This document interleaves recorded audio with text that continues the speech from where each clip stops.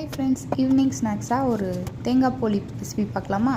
அதுக்கு ஒரு கப் மைதா மாவு, கொஞ்சமாக மஞ்சத்தூள், உப்பு இதெல்லாம் சேர்த்து தண்ணி வச்சு நல்லா கலந்துக்கோங்க. நல்லா பிசைஞ்சு விட்டதுக்கப்புறம் கொஞ்சமாக எண்ணெய் ஊற்றி ஒரு 1/2 hour ஊற வச்சுருங்க. இப்போ நம்ம பூர்ணம் ரெடி பண்ணிக்கலாம். நான் ஒரு கப் வெல்லம் எடுத்திருக்கேன். அந்த வெல்லத்தை நல்லா காய்ச்சிட்டு ஃபில்ட்ரு பண்ணி எடுத்துகிட்டு இப்போ நம்ம துருகி வச்சுருக்கிற தேங்காவை ஆட் பண்ணிக்கலாம். கொஞ்சமாக ஏலக்காய் இதையும் போட்டு பூர்ணம் ரெடி பண்ணிக்கலாம். இப்போ தனியாக மாவையும் பூர்ணத்தையும் தனித்தனியாக உருண்டை பிடிச்சி வைங்க. இப்போது மைதா மாவு இருக்கு இல்லையா, அந்த மைதா மாவை நல்லா கையில் பரப்பிட்டு கொஞ்சமாக பூர்ணம் போட்டு நல்லா ரவுண்டாக ஸ்டஃப் பண்ணி எடுத்துக்கோங்க.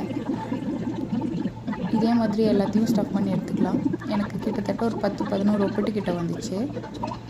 ஸோ இதை நல்லா மெலிசாக தட்டிட்டு தோசைக்கல்ல 2 சைடும் போட்டு எடுத்திங்கன்னா சூப்பரான போலி ரெடி. பாய்.